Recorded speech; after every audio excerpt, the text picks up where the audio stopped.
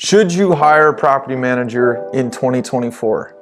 Guys, I'm James Heller, and I've built up a rental portfolio of about $4 million over the past 3 years. And in just 2023, I went from having 2 units up to 9 units.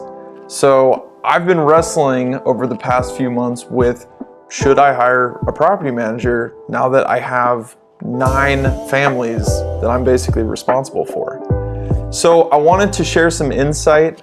I'm gonna cover what I had expected versus the reality of the situation, what it's like working with a property manager now that I've actually hired one, spoiler alert, and my conclusion for who I think needs a property manager and who I think is okay without one. So let's jump into it. So here's kind of what I had pictured when I imagined owning rental units. I had basically thought we would do a couple of showings.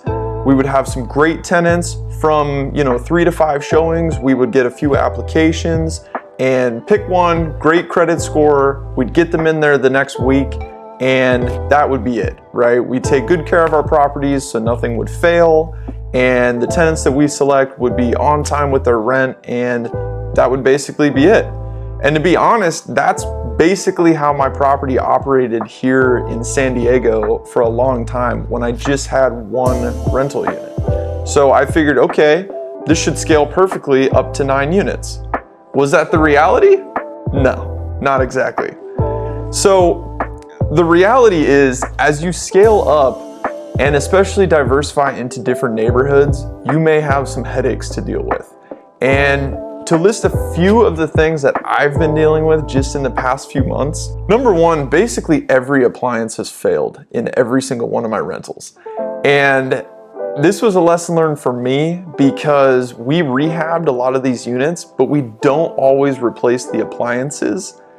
It is now something that I'm going to do in every single unit. If the fridge, dishwasher, oven is old, we're not even gonna think twice, we're just gonna replace it, because I've had all of those appliances fail, but we've also had furnaces fail, water heaters fail. Most of my units are in Colorado where it gets very cold in the wintertime, so you can expect that some of those things will go wrong during the winter, especially if you're not doing the regular maintenance. I've had a fence in front of one of my rental units get run over twice by drunk drivers. The first time it happened, I was in Hawaii. The second time it happened, I was in Vietnam. So trying to deal with those things while on vacation is not fun. And eventually I went and put giant rocks in front of this fence to give us a little extra protection. But that's something that I had never expected to happen. I had tenants that disappeared overnight. They didn't say anything. They had only lived in our unit for about 3 weeks at that point, and they were already late on rent for the next billing cycle. So they had been very communicative and then all of a sudden stopped picking up calls, and I got concerned that we were maybe gonna have to do an eviction already. So I wasn't excited about this, but my handyman went to check on a different unit, poked his head in the window and found, no, James, they're completely gone. They actually didn't say anything, they just moved out. And believe it or not, strange things like this happen sometimes. And the truth is, I didn't qualify them well enough to really know that they were going to be good tenants for us. And then another thing that I've noticed is just tracking down rent each month is such a headache, right? People pay at different times. We do have tenants that pay on time. We have some tenants that even pay early, but typically people are paying somewhere between the 1st and the 5th, and maybe sometimes after that. And just being responsible for collecting rent from each one of these people and tracking it down from everybody can really be a headache once you get to a larger number of units. So after all of this, I decided that it was time to move my portfolio over to a property manager. And my experience has been a little bit interesting so far. So my property manager charges 6% because I have a large number of units with them.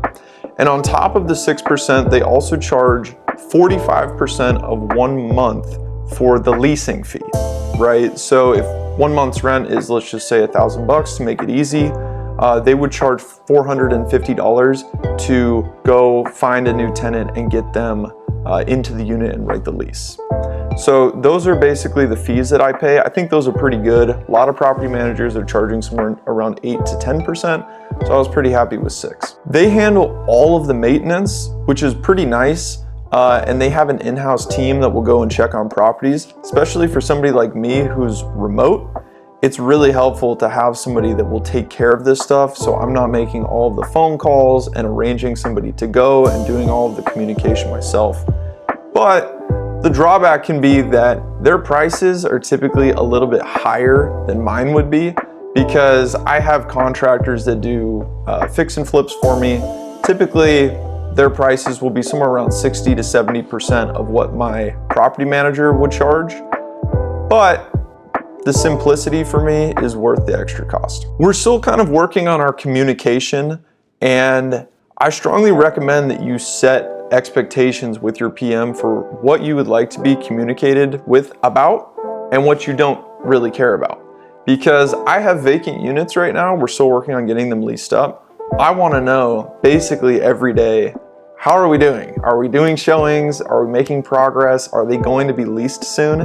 And some people might not care as much, but you have to set really clear expectations about what you want to hear about and what you don't want to hear about. So in conclusion, I don't think the property managers are right for everybody, but I do think that for some people, it's a no-brainer. And let me draw a couple of distinctions. If your properties are in an A-class neighborhood, very likely they're going to be much easier to deal with, okay? The class and quality of tenant that you get is just going to be higher. You're going to get people with great credit scores. You're going to get people that have a fantastic income and can cover the rent and take care of the unit. However, your returns might be lower if you own a lot of high-priced rentals in A-class neighborhoods. I have a mix. Some of mine are in C-class neighborhoods, and while I earn a higher return there, the tenants can be a little bit more difficult to deal with. So I think that's definitely a consideration when deciding whether or not you're going to have a property manager. If you're looking to scale up, you're looking to build a rental portfolio, maybe you have fix and flips going on and some other things like that, hiring a property manager is a no-brainer, honestly, because they save you so much time, hassle, and headache.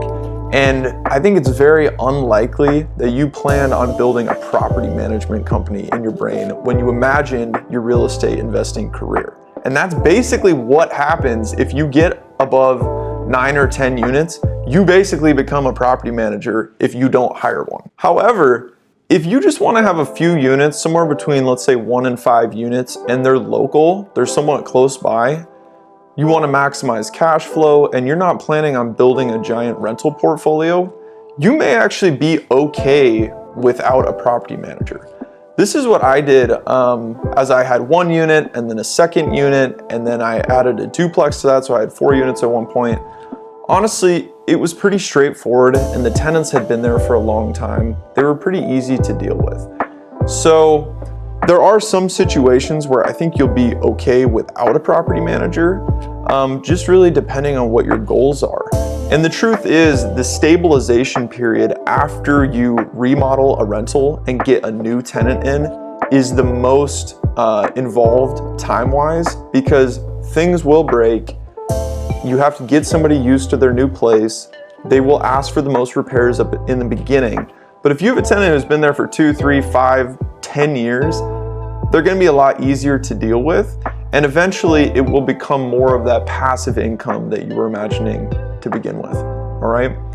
So those are my thoughts on property managers. There are definitely some benefits. There are a few drawbacks. If you have any other questions about property managers or need a referral for a good one in Colorado, let me know. All right. Thank you guys so much.